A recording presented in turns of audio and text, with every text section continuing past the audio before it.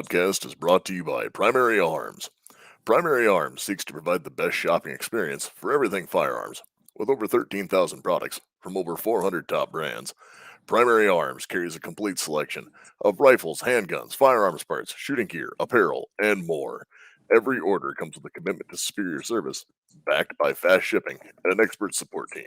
Primary Arms, serving freedom since 2008. Find out more at frn.deals/PA. Hello and welcome to the AR-15 podcast. This show is for you if you just bought your first rifle or if you've been building them for years. There is something we can all do to take our black rifles to the next level. My name is Nick Dooley, and I am joined tonight, as always, by my co-host, Garth Hofer. Hey, buddy. Merry Christmas. It's our holiday show, I guess. It is. We didn't put out an episode last week with the whole Christmas holiday happening, and I think most people are pretty understanding of those things. And now here we are on the eve of a new year. Well, almost on New Year's Eve or something. But, yep, we are here and coming with another episode tonight. So not only another episode, but if you think about it, this is like almost our anniversary. We're coming up on 1 year being on the air. So. We really are. Yeah. So I can't believe people have wanted to listen to us for a year. Yeah, I haven't got any cease and desist letters yet. Not yet. So fair enough. So have you got to do anything neat since we talked last time? I know, we had Christmas and all that stuff happening, and did you get any cool gun stuff or anything like that?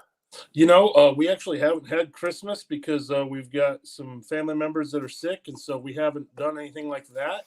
And on top of that, it's been cold. Like I think negative, I don't know, 10 and 12, and I think I saw 17 somewhere in there, but I haven't left my house because it's been so freaking cold. So.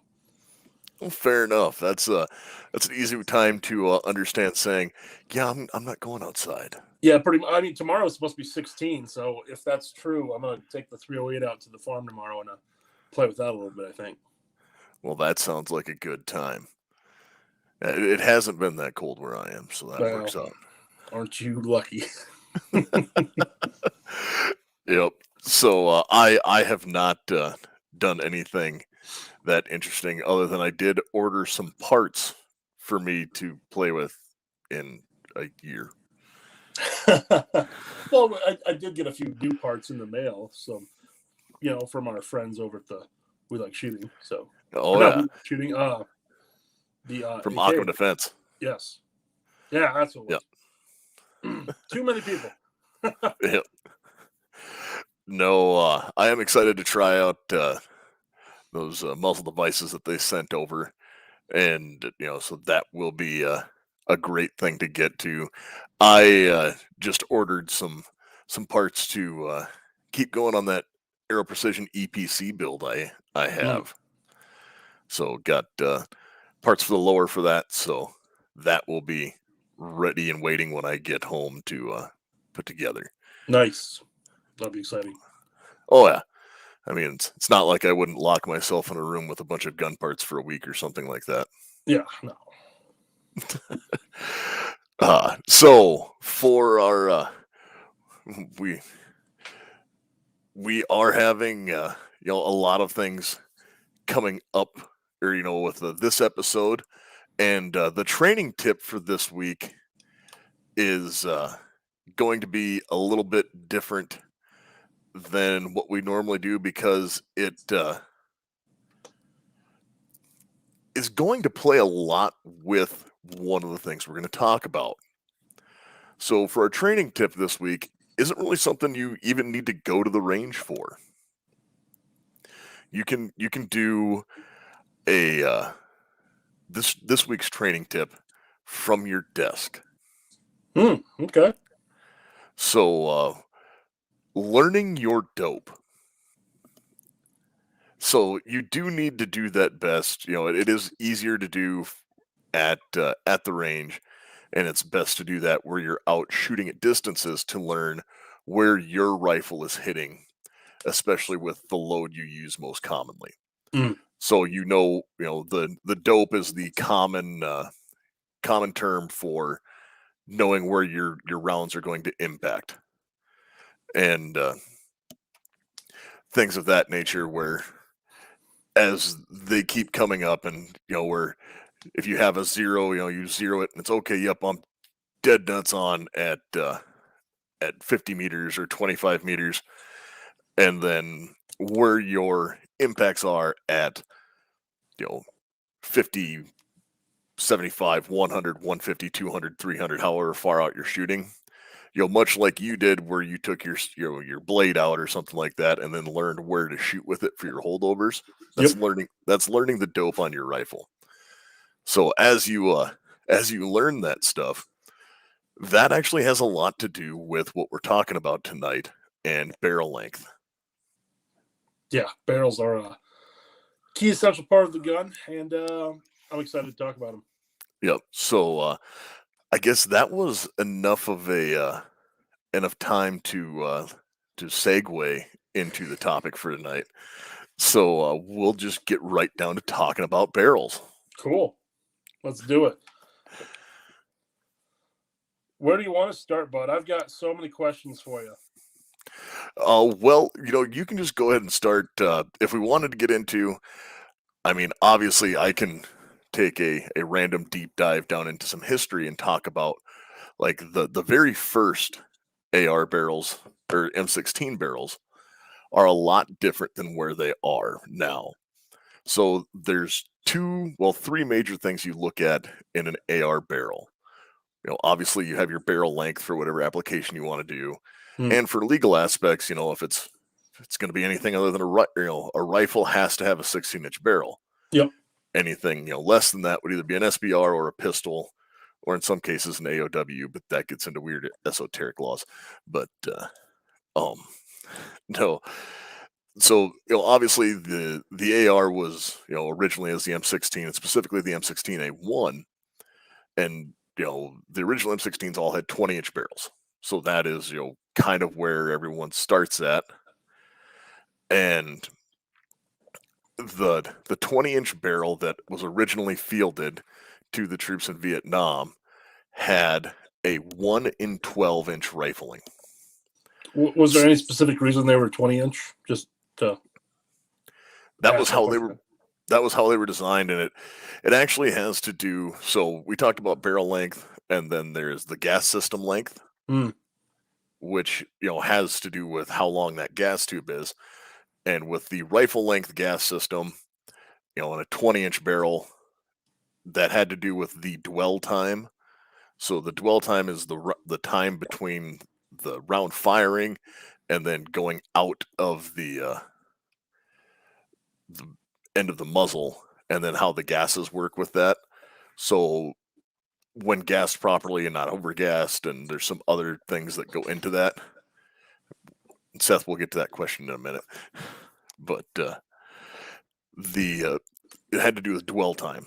So the original variation of it was okay. So 20-inch barrel, this works with this length gas system, and then obviously it had a front sight block as the gas post, and as that pushed through.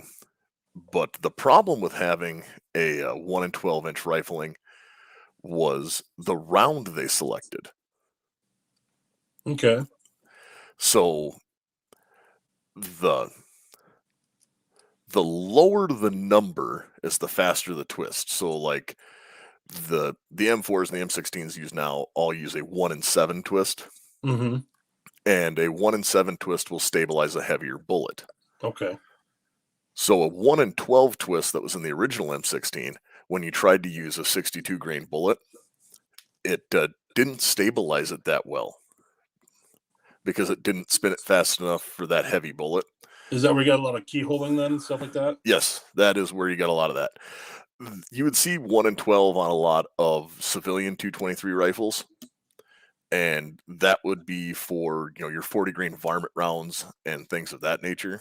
Is where when you're shooting those lower weight bullets, that's where you had that higher number on the twist, but Okay. that actually is a slower twist. So how that all works out is it does one revolution of rifling.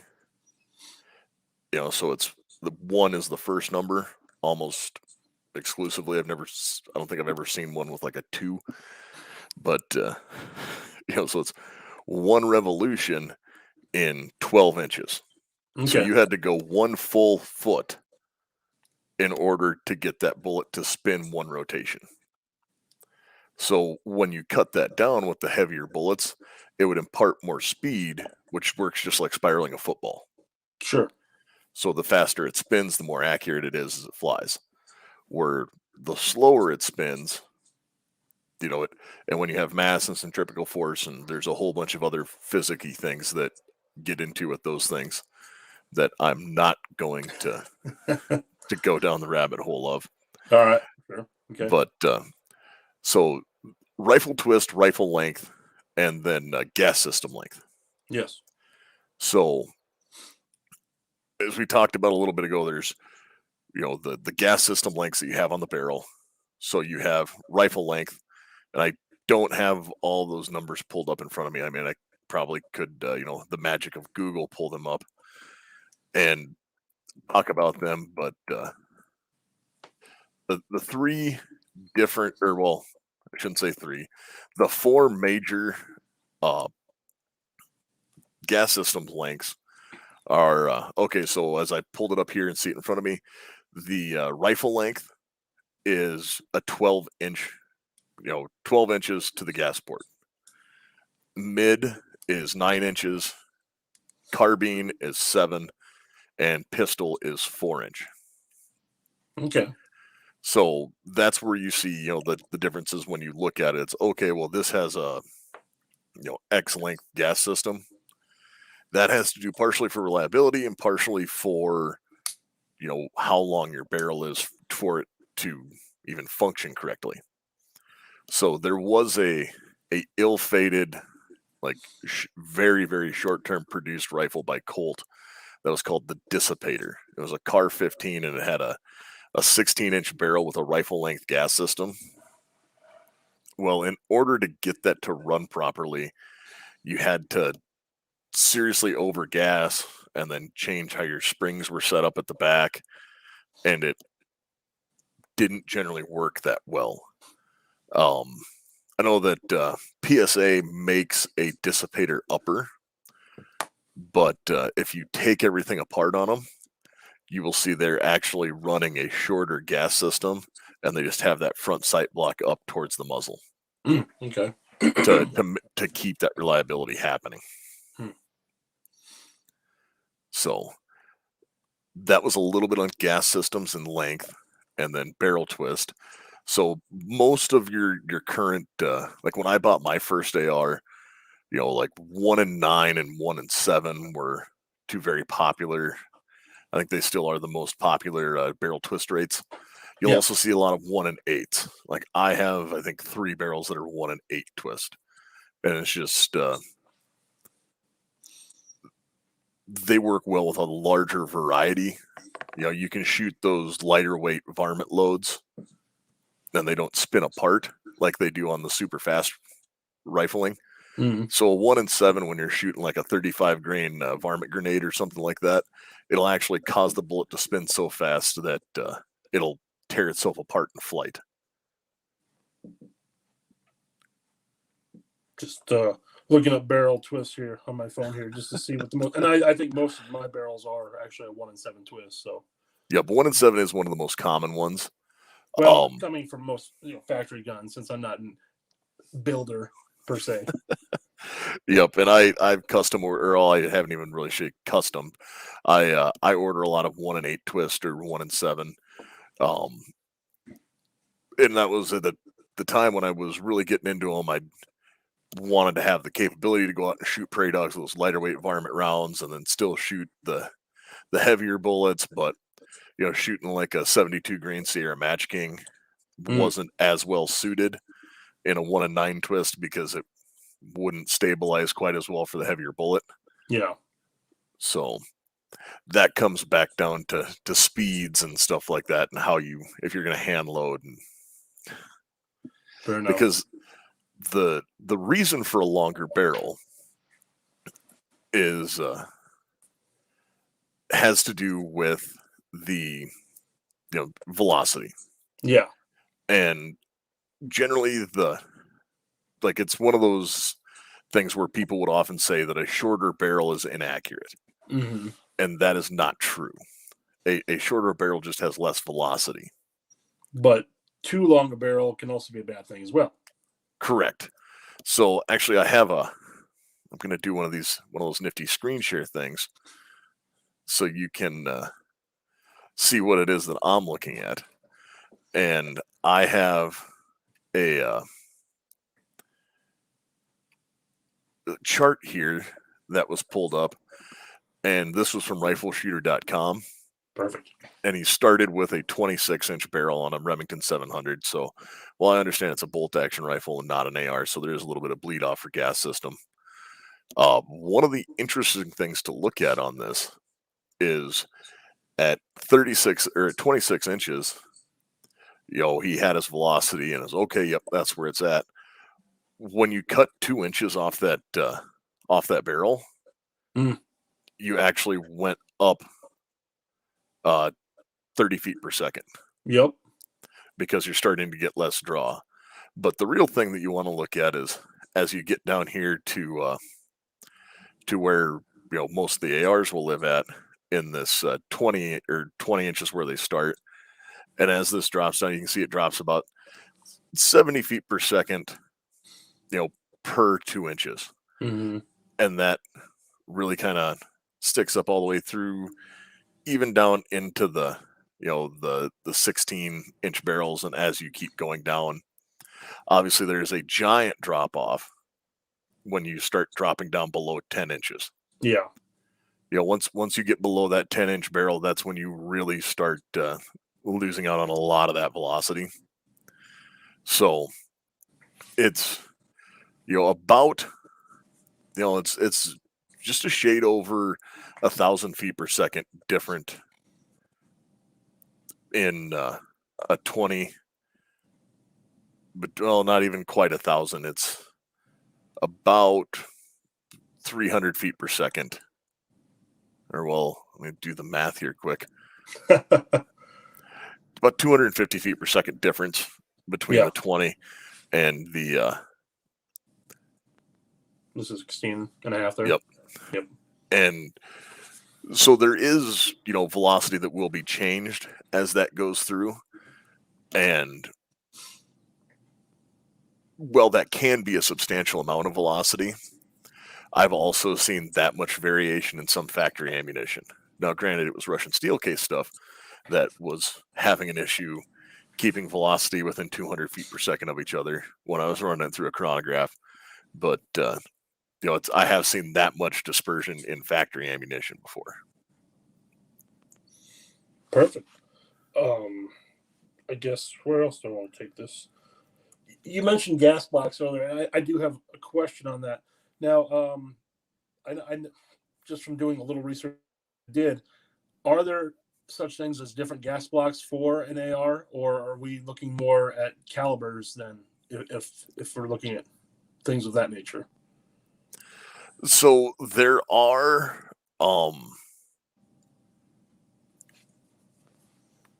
AR gas blocks are AR gas blocks. Okay. Like a gas block for an AK will not work on an AR. Sure. A direct impingement gas block is going to be a direct impingement gas block. So it's not going to work with any of the short stroke pistons. Okay. There are, speaking strictly to barrels, so there are like Superlative Arms and Adams Arms. Both make kits that you can put on pretty much any barrel to turn your AR into a piston gun. Okay. And those piston setups are, generally short stroke pistons that are made to run on the length of that gas system setup. But like as far as being specific to gas blocks for an AR, they're all kind of the same. It just comes down to, if you want to have the adjustability and moving parts in your gas block for a adjustable gas block, or if you want to have just a straight non-adjustable gas block. Okay. These are questions I've been getting asked recently, and I went, I don't know, but I know a guy. Well, fair enough. Well, okay, here actually we had one pop up. What about gas block sizes, the throw lengths that get in the way? So that comes down to barrel profiles, and you will see that there are some of the pencil barrels and things like that that will have a different size. It's called a journal for the size that the gas block goes over. The standard for like a government profile, or almost industry standard on most, is 750, 0.750. So 3/4 of an inch is the, how big the journal is that you would slide your gas block on. You'll see some pencil weight barrels that go down to like a 0.625. Wilson Combat has some of their own proprietary, like 0.8 weird stuff. There's a bull barrels that are at 0.9, but that comes down to being very 0.96 here. We had a guy who just commented on the different journal sizes. And it says like 0.9, and then, like I said, Wilson has their own goofy like 0.8 something that they did for a couple of their rifles. And then when you get into the size of it, for adjustability, you also have to look at how tall they stand up over the top, because there are large gas blocks and there are small ones. So that comes down to whether you're trying to hide it underneath of a handguard or not. Mm-hmm. And then obviously the front sight post gas block that is a whole front sight post, the A2 style. Yeah, the old school. Yeah. So there is a question here about the life cycle of a carbon fiber wrapped barrel. And on average, so the what kills barrels and barrel life is generally not it's not the amount of times a round goes through it. Well, yes, that does have an effect, and if you like shoot 20,000 rounds or 40,000 rounds through one, it's going to wear out just from the friction of things passing through them.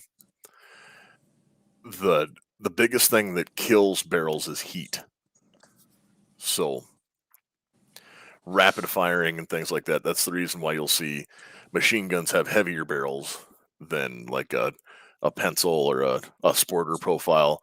You would have that lighter weight barrel, and that generally is because, well, they aren't going to get fired and abused as much.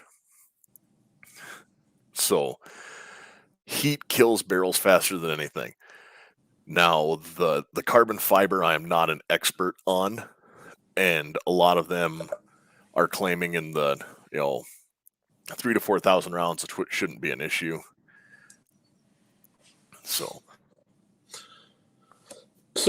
in essence, then, just throwing it out there, a suppressor would do damage to a barrel because more gas is coming back through it, or is this just a myth that they're going to do more harm? No, they won't. There's even, so they might dirty up a gas system a little bit more because they'll be pushing that carbon back through the gas tube, but they won't harm the barrel. You will have a point of impact shift because of a thing called barrel harmonics. Okay. And what that means is, so every barrel has a whip to it. Yeah. And, to the point of like an Abrams tank, when it fires, calculates the barrel whip into the fire. Because it moves as a wave as it goes through, because as that projectile passes through. So even on a, like a 22 long rifle still has barrel whip. Mm-hmm. It's just not a lot. So it's really hard to measure. But when you put a suppressor on, you change the weight and how that's Yes. attached. So you will affect the barrel harmonics, which is part of the reason why you'll see a point of impact shift. It does, or, it's. I can show you pictures of like I have one of my 308 ARs Mm-hmm. that it went from shooting, you know, about 0.8 inch groups at 100 to shooting, you know, point or half inch groups as soon as I screwed a silencer onto the end of it because it just the harmonics of it worked. And I went, well, we're not touching that rifle anymore. That is perfect. Yeah, I know exactly what you're talking about because that's the problem I'm trying to go solve at the farm tomorrow. I screwed a suppressor on, but I think the castle nut on the barrel was affecting that because it came loose, and I think my suppressor just got a little loose, and I think that's why I was having those barrel harmonic issues, as you were saying. So tomorrow is hopefully the day I go correct all that. Yep. And that's one of those things where those harmonics you get into and things of that will have an issue, but as far as like causing more wear and tear for the gas pushing back, that's not really a thing. Okay. Um, doing a lot of rapid fire will cause an issue, and then certain rounds are just more apt to burn up barrels than others. So, like the standard life expectancy for an M4 is supposed to be at 15,000 rounds. Fair enough. I don't think I've ever. I don't think I'm anywhere near that with any of my guns. I might have one or two that are getting close. And then what? Just go out and get yourself a new barrel and slap it on and call it good again? Yep, pretty much. All right. Well, I don't think I've owned a gun long enough to shoot 15,000 rounds through it. Now, I would say that that's also one of those, like, they can run that long. A lot of people will never shoot that many rounds. Yeah. Um, there are, other things that are mitigating factors to that, and it's some of that can be down to the materials, and we're not going to go through all the crazy metallurgy stuff, but when you push through the barrels and get those things, it's 5,000 rounds is a good life expectancy for a lot of commercial barrels, Mm-hmm. especially in 223. You're not going to be pushing the crazy velocities that some of the PRS guys are, where they might only get 1,200 rounds out of a barrel. Holy cats. That's well. Again, if you're that serious about shooting, you also probably understand more than the average bear. So Yeah, there's a lot of math that goes into that, yeah. but so that's different. Then there's other things that'll go into some of it. So I am not a fan of chrome lined barrels. Okay. Any particular So reason? yes, chrome lining was again something that originally they did to solve a problem that was created by that could have been mitigated by doing better maintenance. Okay. So you'll see it a lot on AKs and stuff like that, or anything with corrosive ammo. They always wanted to have chrome lined barrels. Chrome lined barrels. Like I remember when that was a selling point even for hunting rifles. It's Okay. got a chrome lined barrel. Well, chrome plating on a barrel works exactly as it does on a bumper. Yeah.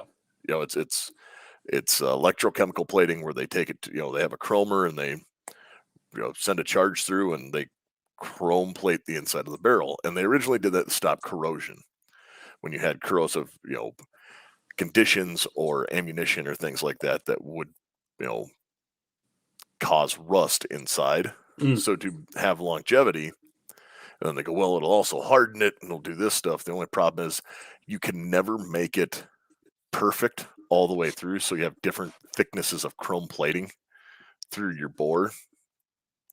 And I don't like that. I prefer a nitride bath because it'll make it harder and you generally get more accuracy out of a non chrome plated barrel. Okay. Like machine guns are meant to be chrome plated, not DMRs.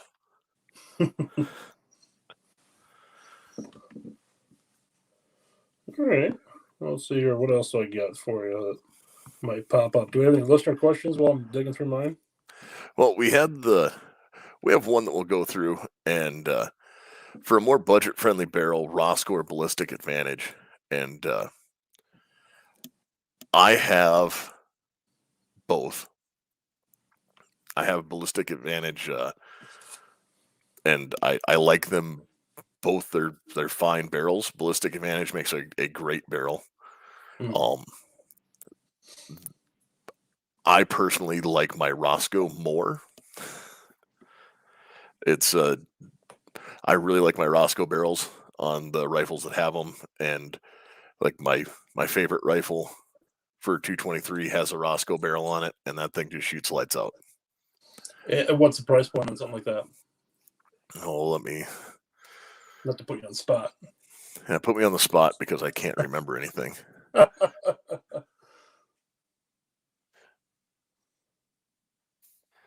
So that stuff where you're going to be in that oh, $200-ish range. If you're also looking in that same where you're looking at you know Roscoe and Ballistic Advantage, another brand to take into real consideration would be Faxon. Mm. And it just so happens they are a affiliate of the show. Yep. And I have Faxon barrels on some of my rifles, and I really like them. For like the blister or the Roscoe barrels, you're looking at that 150 and up barrel for price, and you can catch them. And just like Seth here says, you can catch them on sale for around 100 from time to time. Ballistic Advantage barrels are great. Roscoe barrels are great. I prefer Roscoe's. I like my Faxons a lot too. Those three are my favorite. Um, I like another barrel manufacturer that isn't in business anymore. So, but that got into another weird thing I did because I cared about polygonal rifling for a rifle, and I made a crazy one-off rifle to do that. And not enough people wanted those things. Sometimes the demand is not as much as you'd like. So But while we were talking about rifling, so we talked about twist earlier on the rifling. Sure did. Most of the time, you're going to see button cut rifling, Okay. and it's just standard cut rifling, and what that is it's a post with two balls on it, and they draw it through, and that's what cuts the rifling. And that's just how it's made. It's pulled through and it comes out and it's cut with two little buttons on the side. And then you'll see, you have like 5R and things of that nature. 5R's really cotton on in the last like 7 years. It kind of became one of those catchphrases like, "Oh, this rifle has 5R rifling," and what that has to do with the planes and how it's the rifling is shaped. That makes sense. Now, I know we've talked about a lot of different aspects of the barrel. One thing we really haven't touched on, I mean, we did a little bit with suppressors, but back in the day, barrels weren't exactly threaded, and now it seems like you can't find a barrel anymore that isn't threaded. And for the guys who don't run suppressors, is there a certain muzzle brake or something you'd recommend to those guys who don't shoot suppressed? Well, if you live in a restricted area or haven't got into suppressors yet, the reason to run different muzzle devices. So at one time it was, you can't have a flash suppressor on there so people won't know where you're shooting from, was the reason why they were banned for a while. Mm. And that's the reason why the ban rifles, anything made from 1994 to 2004, weren't threaded. They just had a target crown.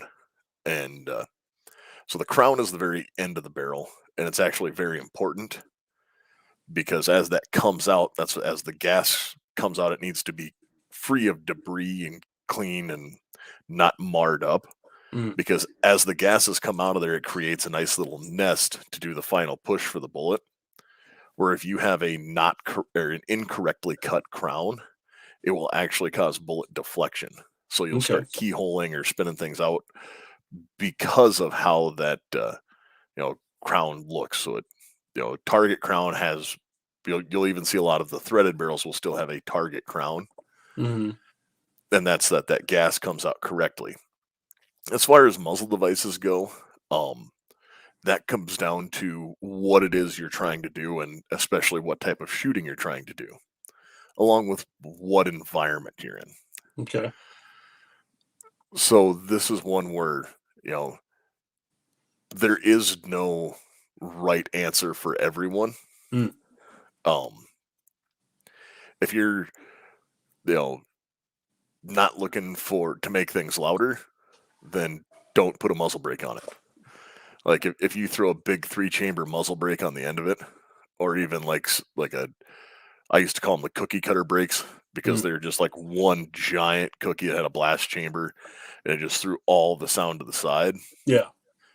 I mean, yeah, they mitigated recoil and they did awesome things with that, but you everyone around you hates you. So it's it's one of those some of the you've been to the range with a couple of my rifles where they're aggressively loud Yes. just because of the muzzle devices that are on them, and it's this thing's really loud, and it'll bark. But if you're shooting at an indoor range, you probably don't want that. Yeah. So that is where things like so we should actually just do a whole show on muzzle devices. We probably should. I just thought I'd maybe get a little insight before. So a muzzle brake is used to break up the recoil impulse as it goes out. A compensator compensates for rise, so it'll actually push the barrel down. And a flash hider is meant to break up the rifle's flash. Okay. Fair enough. We'll leave it at that for now because I can tell you really want to go down some rabbit holes right now. I would, and I don't think anyone. I've already done enough nerd things for one night. I don't need to. But that's where the most common barrel lengths you'll see. I get asked this question a lot. And I know you have too. Is well, what length barrel should I run, and stuff like that. It comes down to what do you want to do with it? I have 20-inch barrels. I have 18-inch barrels. I have 16-inch barrels. I don't think I have any. I don't have any 14.5-inch. I have an 11.5. Yeah, yeah, 11.5. I have a 10.5. Yep. That thing was mean. Yeah, that's one of those where it's only good for scaring the neighbors. Yeah, and going deaf in your right ear after the first shot. Yeah. Yep, it's protection. Yeah, especially if you ever try and touch one off inside of a indoor range. Yeah, we'll go with that.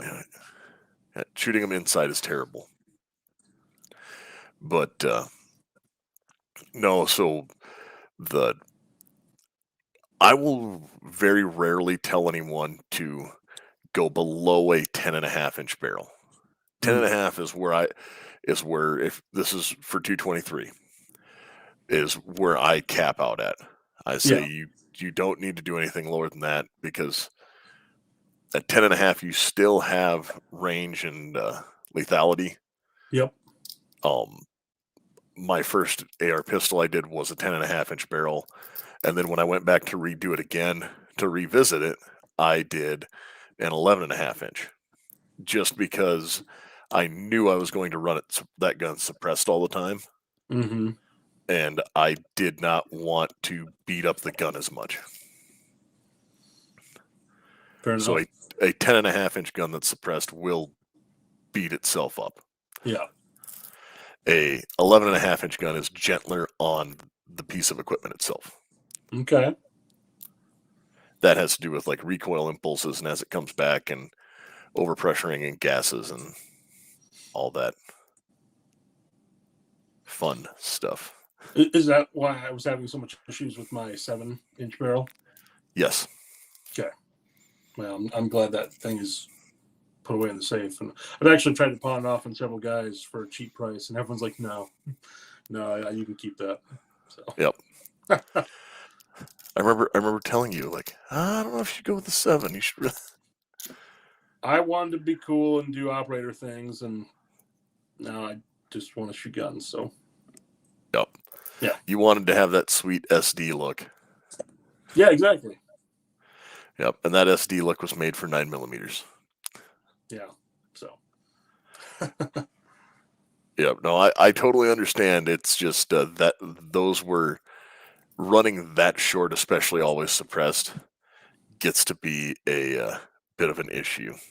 Yeah, I had major issues with that. Just the amount of grime and dirt and everything else that got backed up in that gun. That thing had to be cleaned about every 2 mags. Honestly, it was disgusting.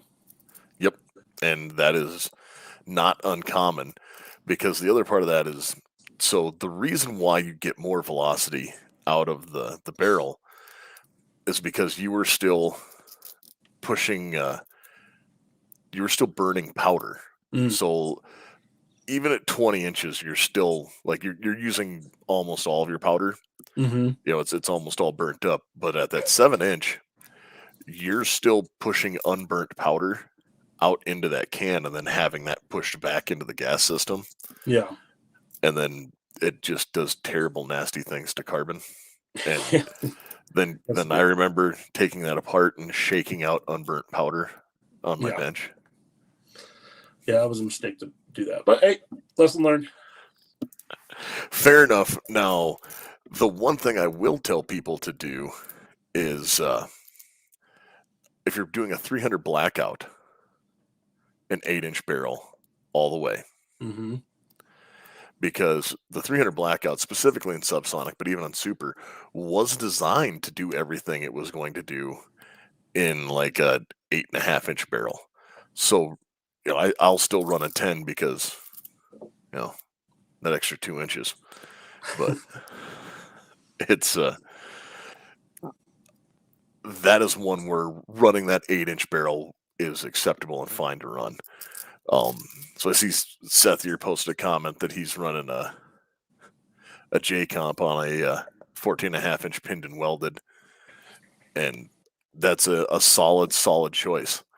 I just don't run anything pinned and welded because even though I rarely change muzzle devices, I apparently have a thing with commitment, and I'm not going to put that extra, you know, bit of pinned and welded into the extra effort to pin and weld my muzzle device on, even if I know it's going to only run one type of silencer. Yeah, I'm there with you. And I know that when we do our muzzle device show, we'll get into silencer mounting and things of that nature. But do we have any more questions about barrels, or what else did you have? I know that I've done like a 30,000 view of like 5 different topics.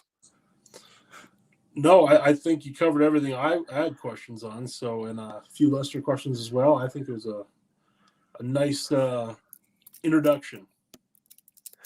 Yeah, an introduction and a chance for me to just vomit information at you. That's fine. That's what I expected tonight. So, well, fair enough. Again, if anybody has any questions, they can. How can they get a hold of us, Garth? Well, they get a hold of us on the old Gmail at AR15podcast2.0 at gmail.com or AR15podcast 2.0 on Instagram. AR15 podcast on the old Facebook there. You can find us through the network, obviously, where you can find all our affiliate links, such as Palmetto State and Facts and Firearms and MyMedic, and I'm sure there's a few others I'm forgetting about right now. We also have our Teesprings app as well through the network. We are also working with a few other local distributors here to find some merchandise as well, trying to work on some hats and shirts and things of that nature. So We can figure And that out in the future. the network has a new website. The network does have a new website. It looks fantastic. It is firearmsradio.net. Perfect. Yep, and we do have some demo hats that we've made, Mm-hmm. and a couple one-offs that somebody might be coming up with at some point. Yeah.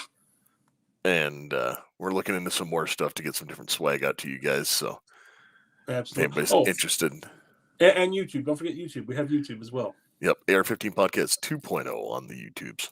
Yes. Well, do you have anything else to add this week, Garth? Beyond that, I don't. It was just a nice little episode here before we start the new year off, and get into 2022, and hopefully things go a little bit better than I have the last 2 years. But I'm pretty sure it was 2019 about 2 months ago. So, yeah. Yep. And just so you guys are aware, the first part here of after we get into January, we might have another short interruption in breaks as I have some other crazy things that I will be doing in different parts of the country, and but that's something we'll get that figured out and keep the content coming to you guys. But well, Garth, I have nothing else. Yeah, I don't either. So I guess I'm just gonna say happy trails until we meet again. And I'm still not singing. So you folks out there, you stay safe and stay armed.